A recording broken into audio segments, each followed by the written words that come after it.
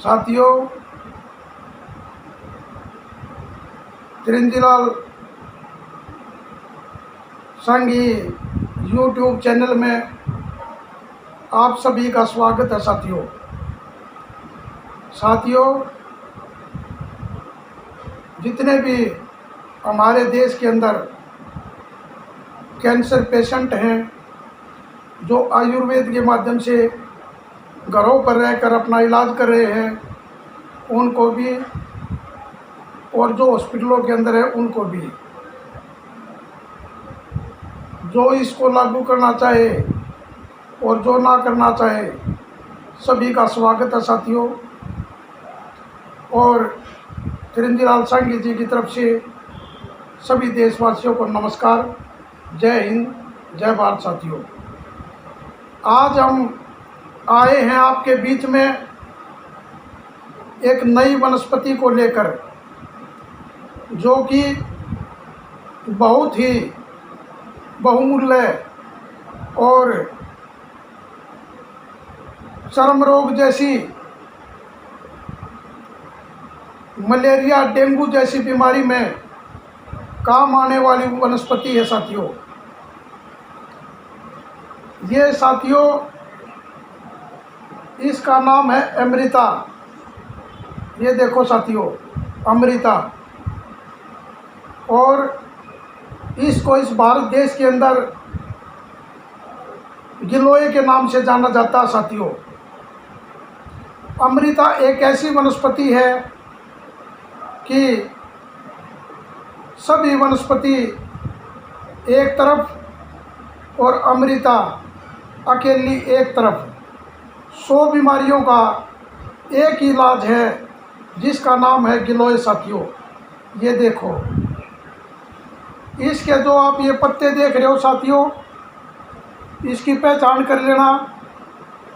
कोई भी साथी जब इसकी टहनी या इसकी पत्तों को लेने के लिए पहुंचता है तो उसको ध्यानपूर्वक आपने लेना साथियों, क्योंकि बहुत से साथी जो मरीज हैं, चाहे वो डेंगू के हैं, चाहे वो मलेरिया के हैं, चाहे वो कैंसर पेशेंट हैं साथियों।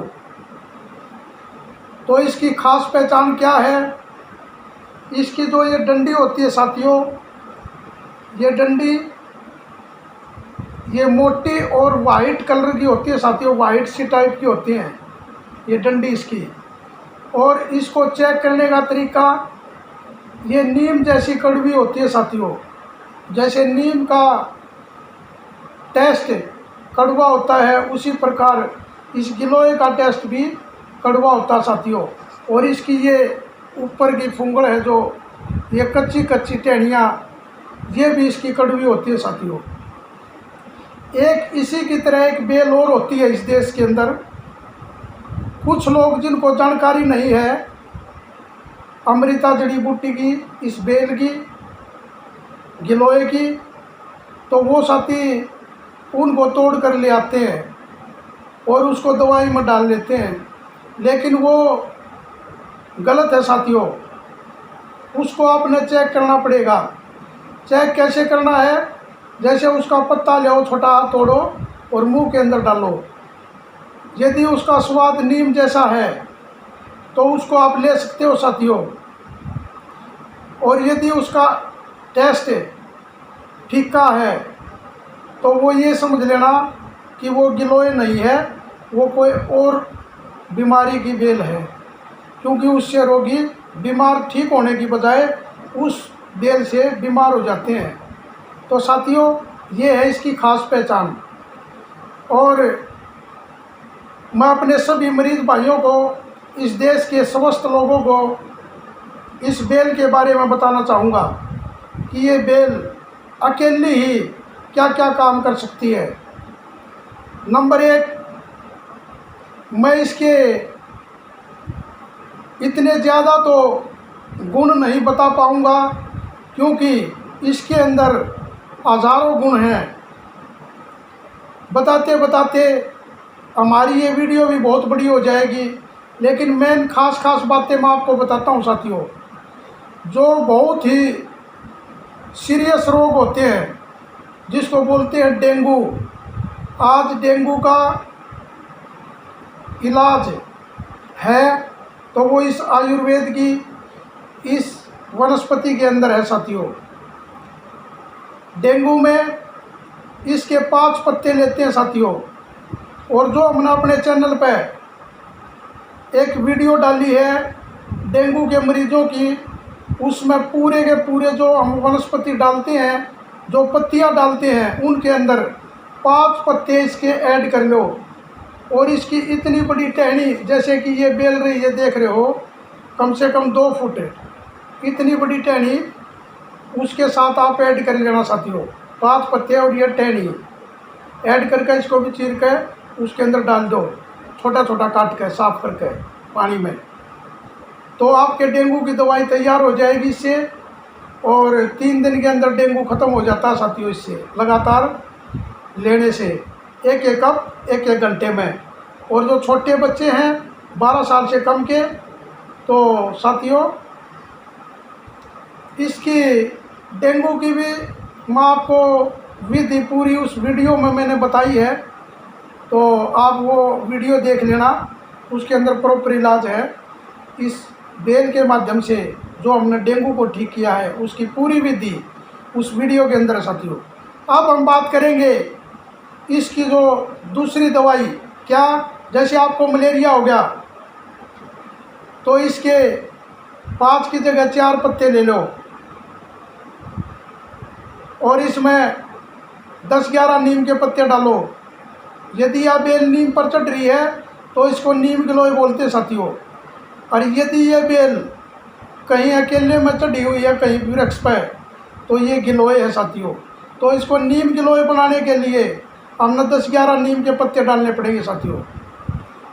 नीम के पत्ते 11, 1 चम्मच हल्दी, 11 पत्ते तुलसी के, और साथियों उसके अलावा पीपल के 4 पत्ते डालो इसके अंदर। बेल पत्थर के भी डालो, जो शिव भगवान पर चढ़ाते हैं बेलगिरी, उसके पत्ते, उसके भी उसमें 3 पत्ते डाल दो। 1 पत्ते में 3 शाखाएं होती हैं साथियों उसमें। उसके बाद में आपने क्या करना है, इसके अंदर 2 काली मिर्च तोड़कर डाल देनी है साथियों। सभी को मिलाकर छोटे छोटे टुकड़ों में काटकर एक पतीले में डालो और उबालो। 1 कप 3 टाइम पिला दो। जिसको मलेरिया है 3 दिन नहीं पिलाना, आपकी बीमारी को ये बिल्कुल ख़त्म कर देगा मलेरिया की। और जिसको साथियों चर्म रोग है, ये चर्म रोग में भी बहुत अच्छा काम करती है। जैसे कि नीम, जो हमने ये लिक्विड गड्ढा बनाया है, ये चर्म रोग में भी काम करेगा। नीम और गिलोय का एक्सट्रैक्ट साथ में बनाओ और वो सेवन करो साथियों। और पूरी बॉडी पर जिनको चर्म का रोग है उसमें नीम के पत्ते लेकर उबालो, ठंडा करो और उससे उसका स्नान करवाओ। और साथ में इसका एक्सट्रैक्ट जो आपने निकाला है उबाल कर, उसको दिन में 2 बार ज़रूर दो साथियों। डेंगू की मैंने बताई और इसकी खासियत मलेरिया को ख़त्म करने की बताई।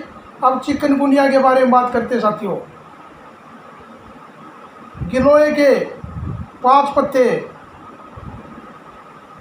अदरक छोटी ही ले लो, बिल्कुल गुट्ठे जितनी, इतनी बड़ी, कूट कर वो भी डाल दो इसमें। काली मिर्च डालो और उसके अंदर छोटी पीपली जो होती है 2 वो डाल दो कूट कर। और इसको 1 गिलास पानी में उबालो साथियों। उबालने के बाद में जब वो पानी आधा रह जाए तो उसको सिप करके ठंडा करके पीना साथियों आपने, जैसे चाय पीते हैं सुबह शाम, खाना खाने के बाद लो साथियों। खाने से पहले भी आप इसको ले सकते हो, इसका कोई साइड इफ़ेक्ट नहीं है साथियों। डेंगू के बारे में बताया, इसका रामबाण इलाज, और मलेरिया के बारे में बताया आपको। और चिकनगुनिया के बारे में बताया।